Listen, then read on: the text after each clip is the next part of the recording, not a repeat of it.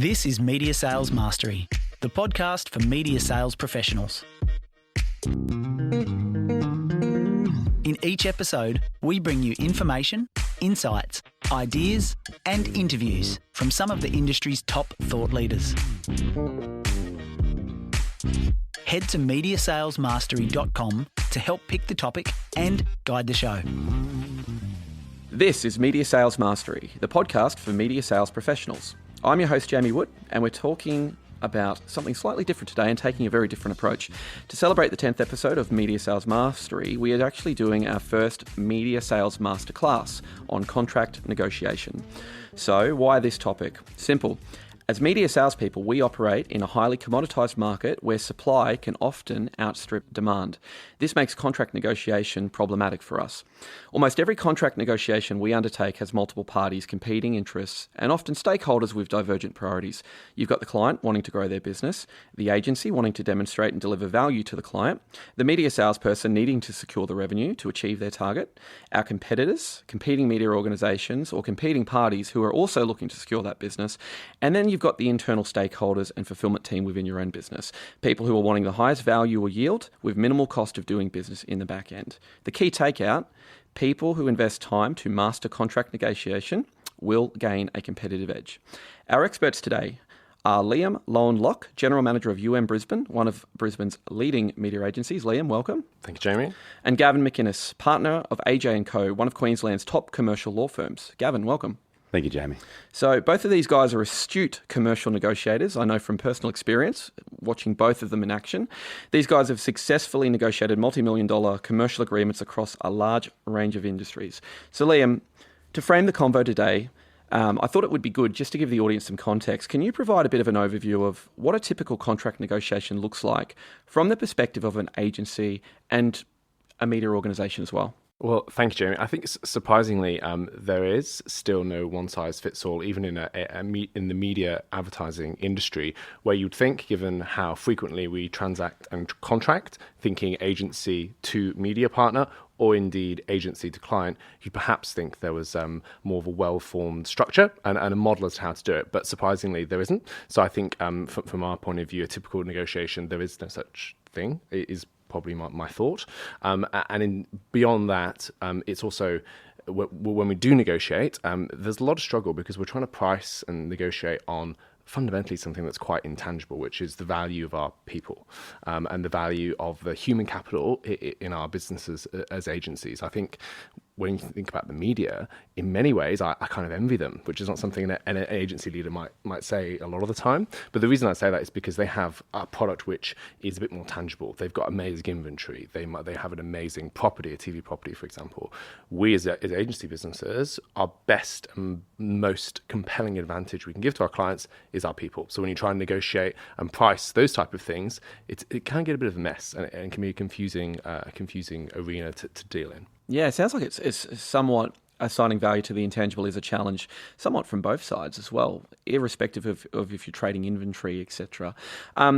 Gavin, there's a reason, obviously, I wanted to bring you in, was to offer really a counterpoint, and I suppose reflecting on that answer, how similar does that sound to maybe other commercial contract negotiations? Are there some fundamentals there?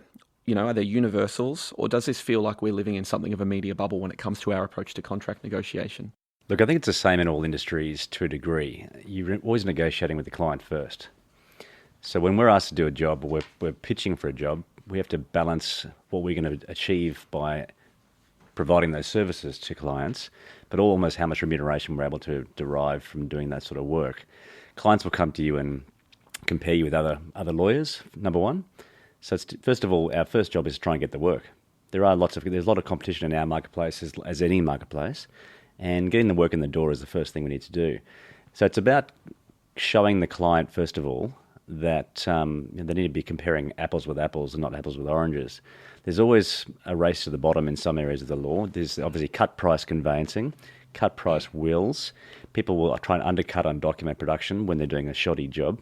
So it's not about price per se, it's the perceived value behind the product or service you're providing. So I think in that context it's quite similar.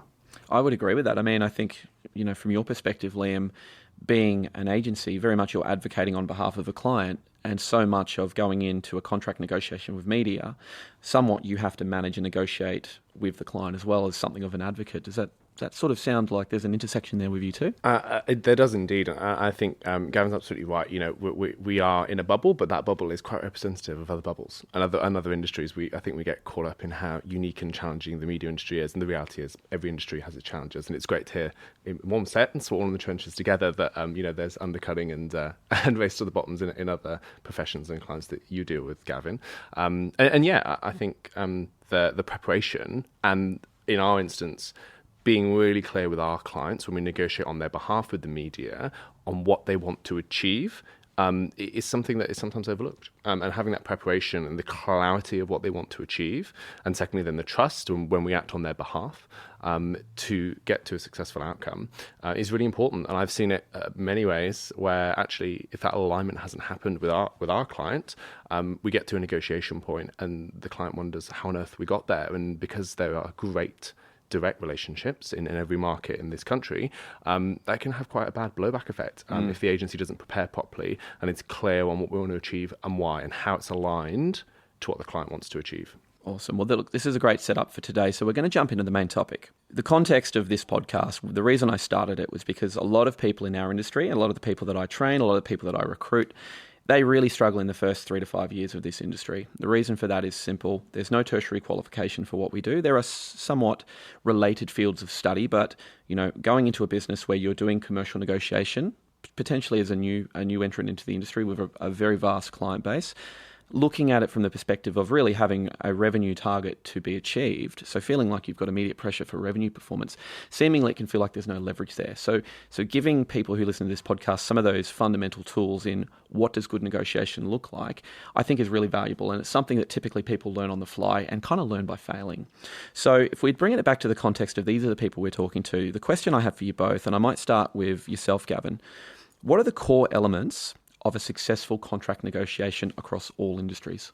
Okay, look, there are some fundamentals. I've made some notes, but every industry requires the negotiation to commence in the same sort of way. And that's by basically breaking the negotiation into parts. You don't want to be looking at the whole negotiation as a pass or fail.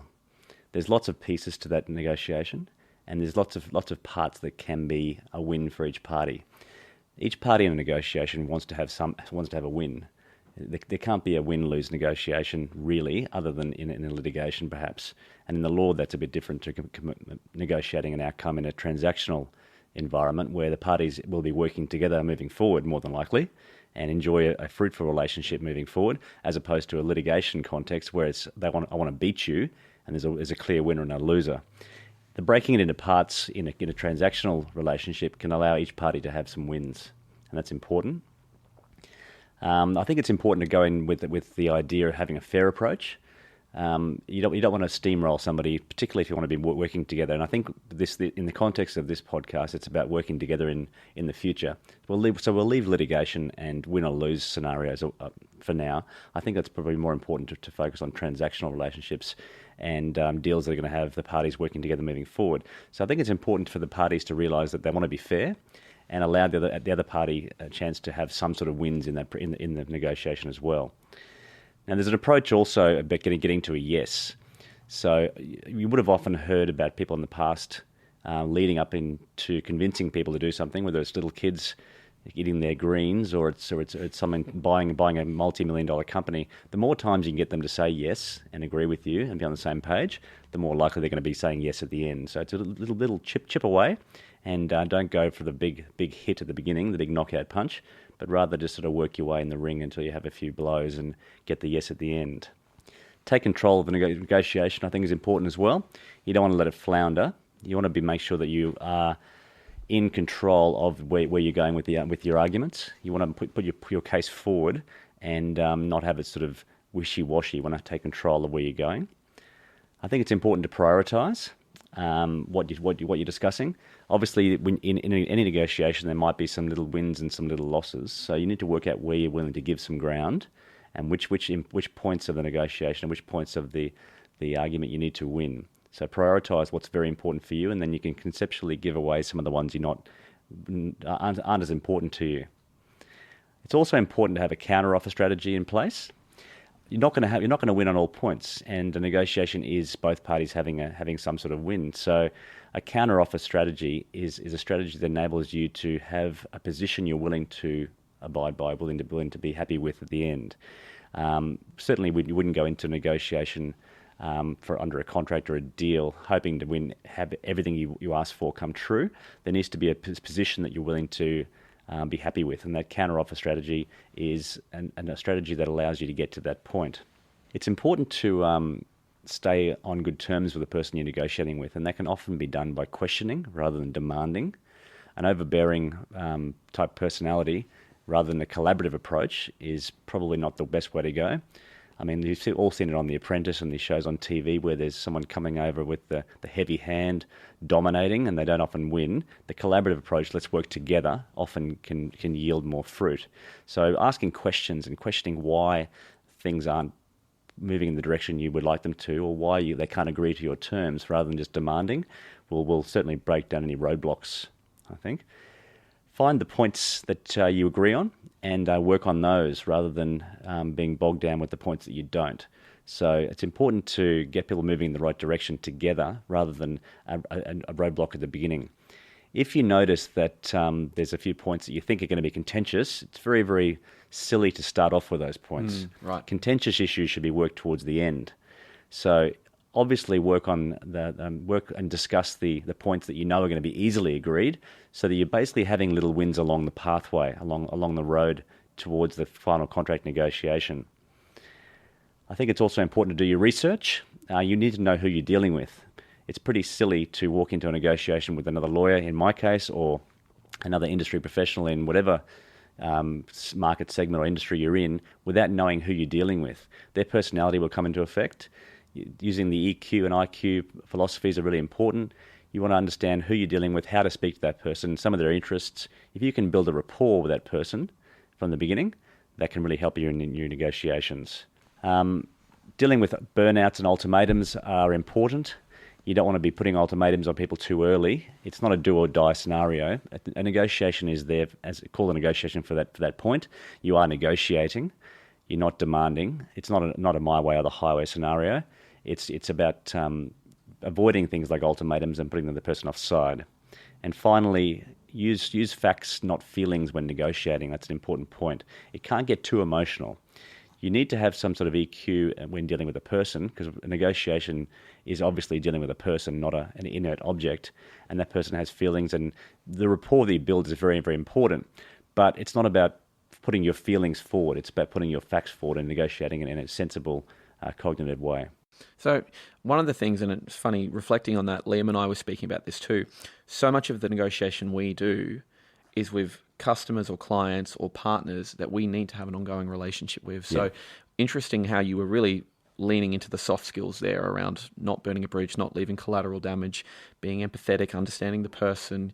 Absolutely. Would you probably support what he says there in terms absolutely. And I think getting to yes, which is, you referenced that very famous book, and the yes is on the way. It's kind of like a boxing match. You need a few little hits, and before you can get to the one where you actually probably a bit too competitive analogy, but I definitely agree with you. And Jamie, I think the way in which emotion plays out in negotiation is actually really important. So I think a lot of the literature around negotiation is about being cool and collected, and of course doing your research, but ultimately you're dealing with a human who is fallible, who is imperfect, and who wants to feel like they're going to get a good outcome, not just objectively get a good outcome. And because we're going to transact with that person again and again and again, especially in our business, but that's true for every industry. Even if you have a construction contract, there's only a few construction suppliers who can perhaps build the type of buildings that your company is going to invest and develop. So you're going to have a continuing relationship. So the way you conduct yourself is important, and so the EQ is critical. And so for me, if you ask the same question to me, my two things, or Gavin brilliantly took us through that his points, were preparation, and EQ. And the prep, I think the only thing I would build on Gavin's great points were be clear on the roles in negotiation. You should have 3 roles only: a negotiator, a summarizer, and an observer on either side. They're the key 3 roles in negotiation. And they all need to prep. They need to understand, exactly as Gavin said, who they're talking to, and define your walkaway position, define your concessions, and define a wish list. But they all need to be coloured by what's sensible and reasonable given the parties that you know you're going to be negotiating with. And then combined with the emotion or the EQ, as I said, I couldn't agree with Gavin more. You can't be bullshit. You can't go hot in and, as soon on The Apprentice and be like, nah, we'll do it like as Alan Sugar says. I can't do his accent, but he's from East London and I'm not, sadly. But the biggest emotion, if I was to say, is a hallmark of a great negotiator is curiosity. So when a party says no, it's help me understand why that's the case. Or the one I love to use is under what conditions would it be yes? So it gets them thinking about a positive more than the no. Yeah, that's a great one. There's a book I read, which I was going to reference at the end, called Never Split the Difference. It was the head international hostage negotiator for the FBI for 20 years, wrote a book on business negotiation, and just fantastic because I think his whole premise was that when you're negotiating in business, there's the premise that both parties are actually rational people. He says when you're dealing with a bank robber, a warlord, a despot, a hostage taker, that goes out the window. So there's a completely different way that you have to engage, but so much of it is around those questions. Let's talk about something that's, I suppose, a little bit more specific to the media sales process. There's $1 million advertising contract. All publishers want to secure that. It's been briefed out to market by the agency. We obviously want to get that piece of business, and the directive from the CEO or the sales director is win it at all costs. How do we actually still stand firm on terms without it costing us the deal, particularly when you've got competitors who are willing to make concessions on terms that we aren't? So I guess, Gavin, we were speaking offline before. It's somewhat similar to, I guess, a tender process where you've got multiple competing parties all vying for that same opportunity. How do you still have leverage in those situations? I guess in the legal perspective, which is the same with all businesses, but I'll touch on the legal aspect from my experience, is if some law firm out there is able to do documents for $2,000 plus GST, and my firm typically does high quality documents that are specifically drafted for a purpose. Great language there. For much not more expensive, higher quality. Yeah, absolutely. It'll take us a little bit more time and there'll be more attention to detail. However, the price is not quite the same. You're not comparing apples with apples. It's about educating the client and making them understand you often do get what you pay for.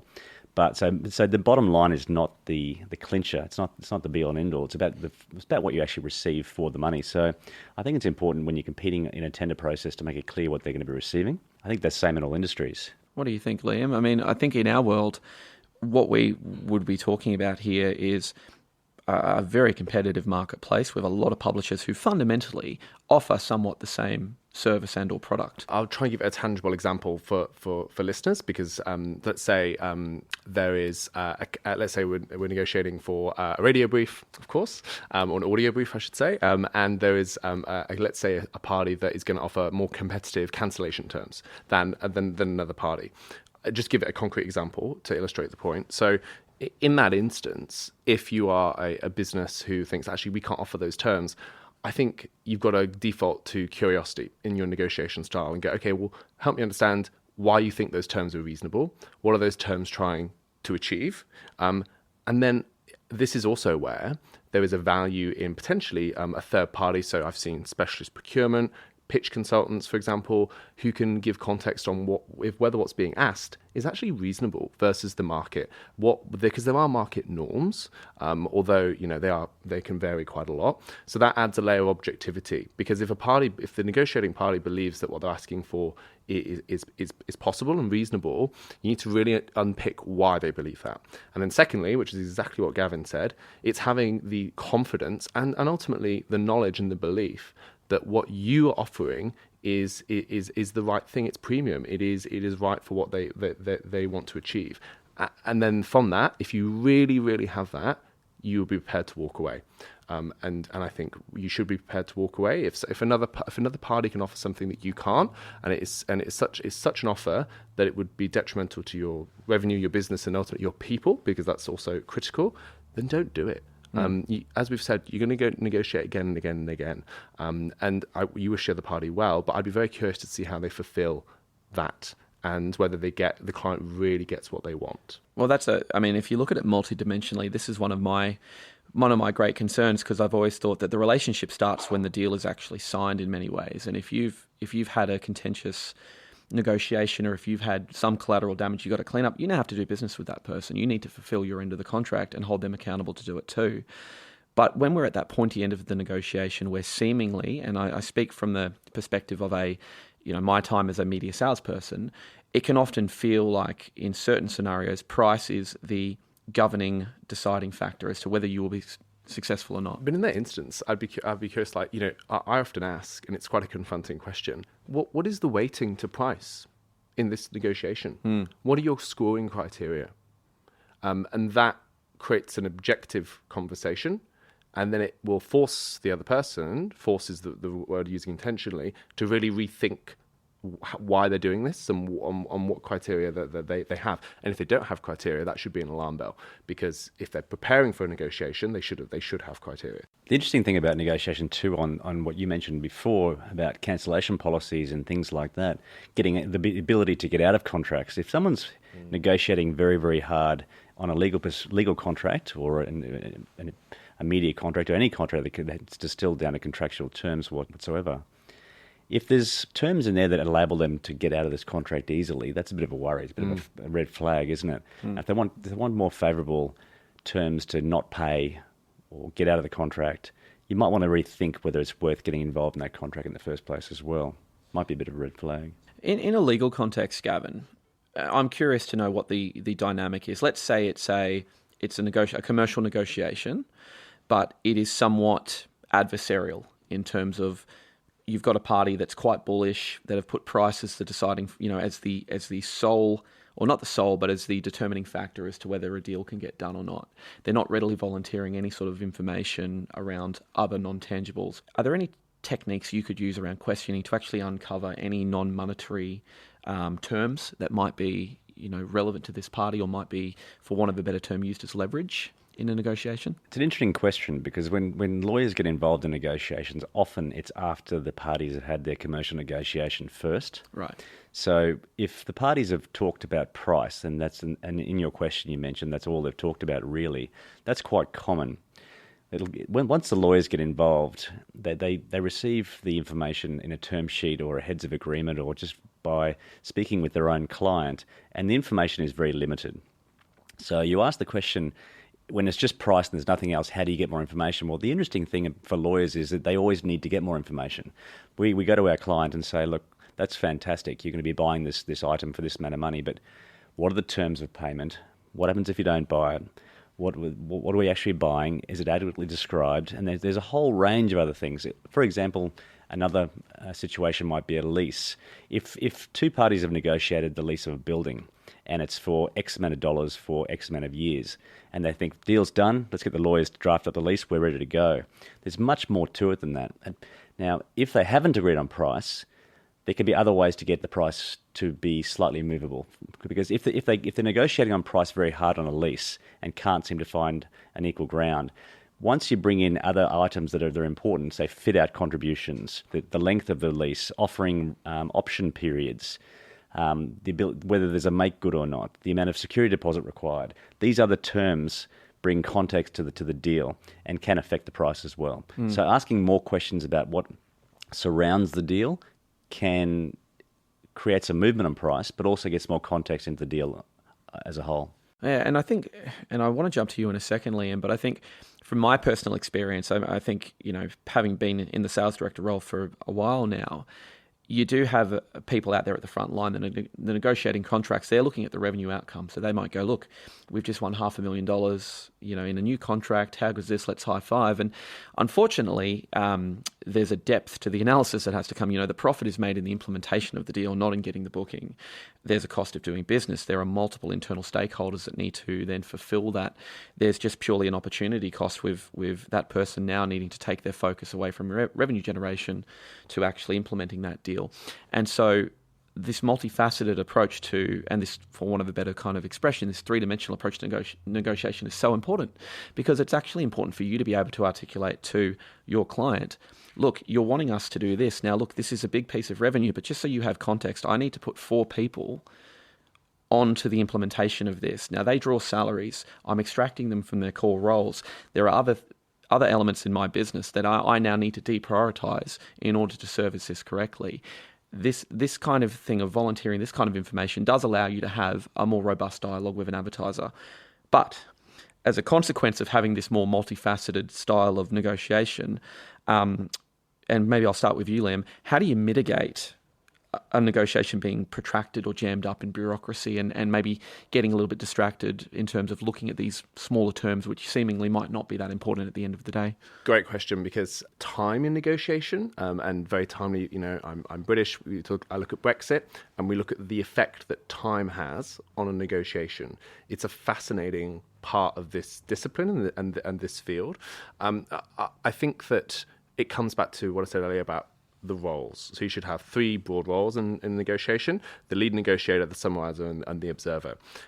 The issue, and Gavin's touched on it, is information, because in the theory of negotiation, you are negotiating with complete and perfect information as rational beings. If you could show me a negotiation where negotiators had complete and perfect information, I'd show you a liar. And so it's about the context and the time in which you're negotiating. So I'll give you an example. In an agency client pitch process, for example, depending on the process, you're going to be exposed to these humans, procurement, maybe other contract managers, across quite a long period. And so it's about reading those cues so you then can package, just like the lease example, other things of value. So when you do get to talk about price, you've got all the information there to have a very rich and full picture of what the overall deal looks like, and not just the headline number. And then that, if you follow that process, this is a hard thing to do, right? To run negotiation tight and to time, because information comes at different times. You may have different people playing a negotiator across that time period. So it comes to clear roles from the start, asking the right questions throughout the whole process, and again, drawing up a concession, a wish list, and then that should allow you to run negotiation to quite a tight roster. But then you also have to remember that potentially the other party doesn't have the same time pressures as you, and you don't know perhaps how many other parties are contracting and negotiating at that final stage. And so we've all probably experienced it. When you are in that what you believe a final stage, they may give you some quite critical information, but only at that final stage. And so then the zone of possible agreement may move completely based off that information. And they may have purposely waited until that point to tell you that for whatever reason that they may have, business reason, a stakeholder reason. And so then it's going to be protracted and you can do nothing about it. So then it comes back to how you can adapt. But with those key roles and with all the context that you've gathered and sourced right from the very start of that negotiation process, which can be months before, let's say, the final critical meeting. The mechanism of time, Gavin, in a legal context, can you use time to your advantage? Can a shortened negotiation period or an exploding deadline somewhat give you an edge, or vice versa? Can you, is there an incentive sometimes to actually protract things and to draw them out for the betterment of a deal? Yeah, that's a great question. And in a legal context, that's very important. All these deals we're talking about today will eventually be brought and distilled down into a contract, and lawyers will be involved.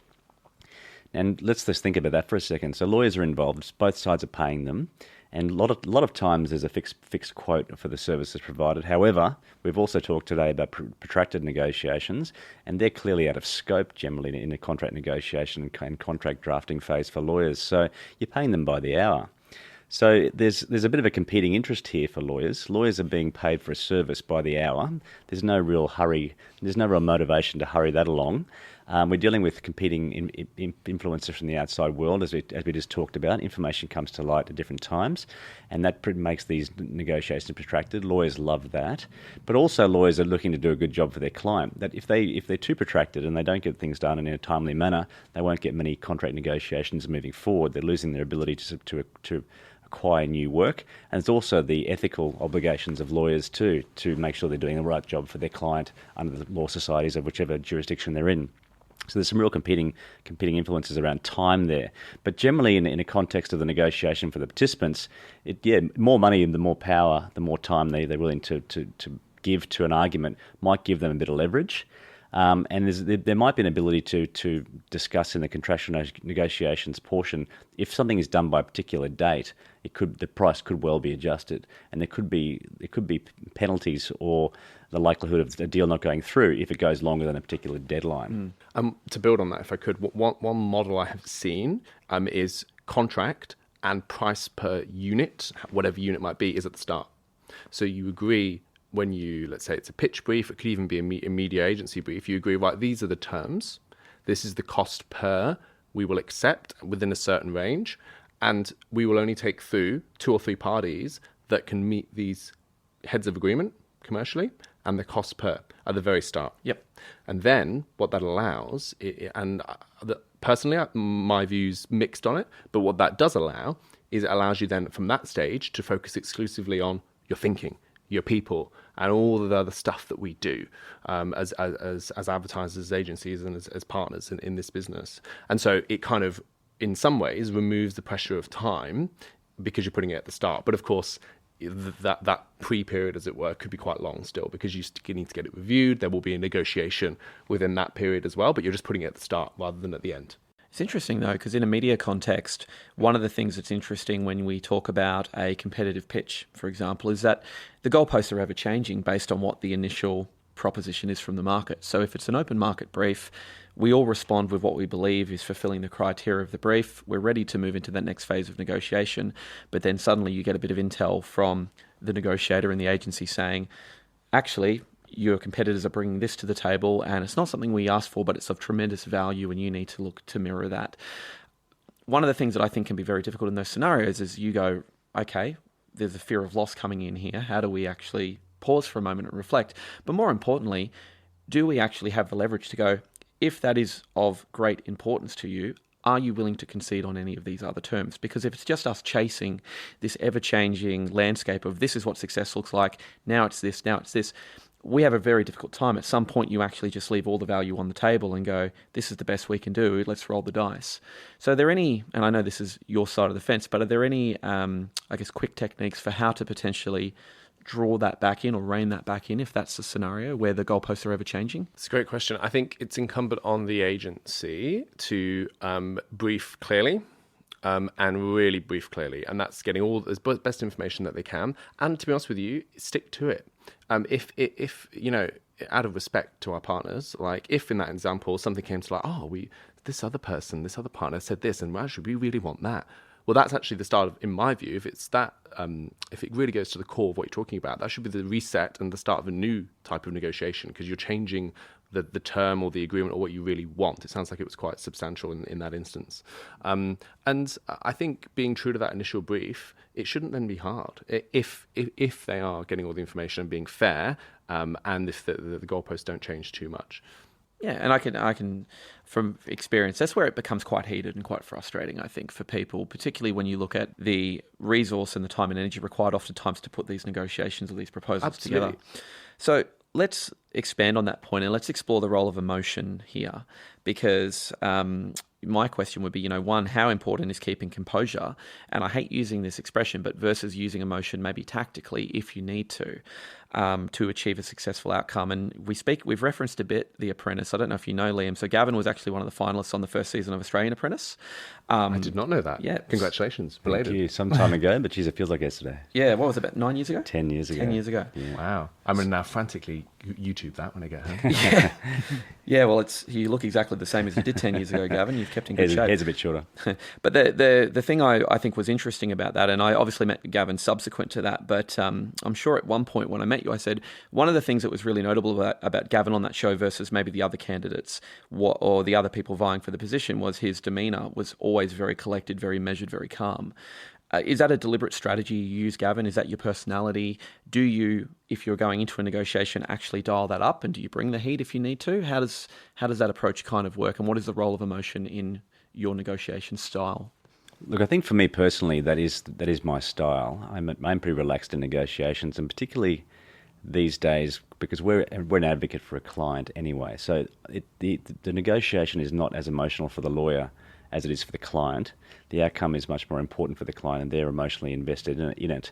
Lawyer's job is there to not only help with the commercial negotiation, but to consider the legal implications and then to document that in a satisfactory way to make it enforceable.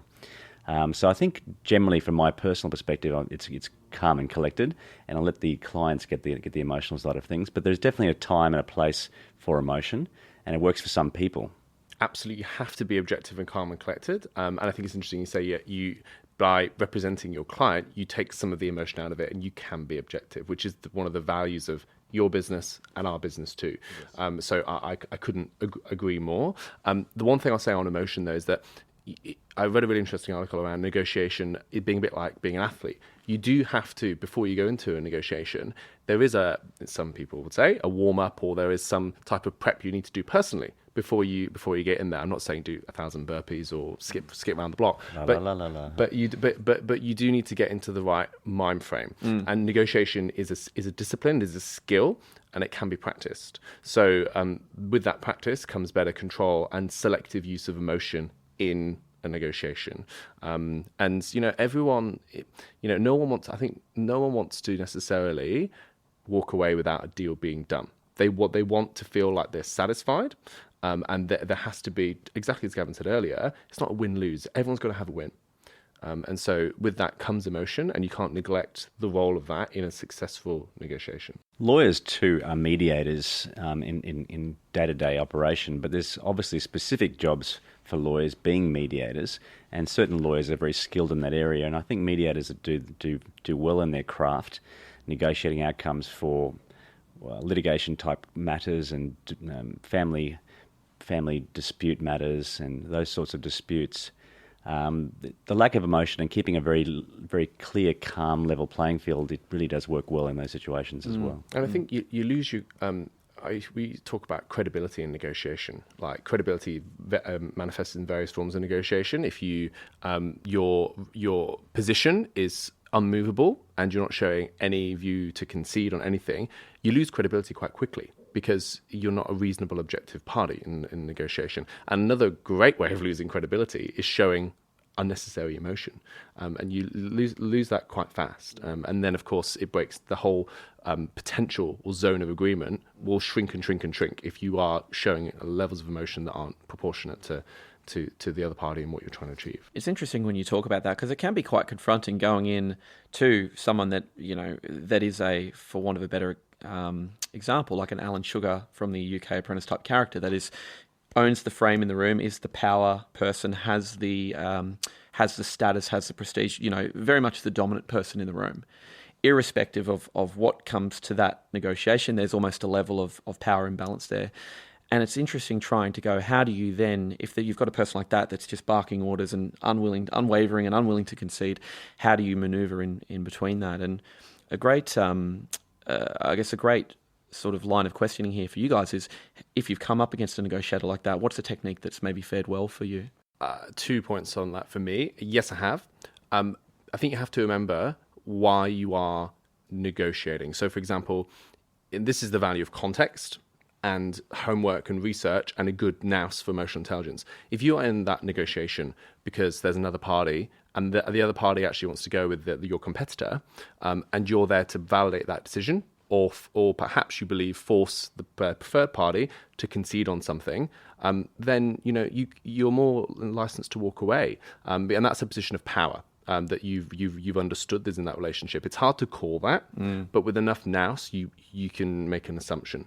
So, and that's my first point. And that might, in that Lord Sugar example, he might want to go somewhere else, and he's just trying to force them to an even better position, and you're just the thing on the side to make them do it, right? And the second thing, in a position, if I was negotiating with Lord Sugar, let's say, is if he's there, he's got an interest in doing a deal with you. So it's having the confidence to know that, not getting arrogant, and reading him just like anyone else. Yes, he's brilliant at what he does, but he will still have emotional cues. He will have micro expressions. He will hopefully be clear on what he wants. And so it is trying to just remove the person from the deal and hear what they're saying. But it is hard when someone's in a position of power, and in the media context, if you are going in to negotiate with an agency who is massive, and they've got massive volume, and they have a reputation in the market for being quite bolshy or aggressive in negotiation, comes back to being prepared to walk away, confidence in your product, and remaining calm in that type of demeanour.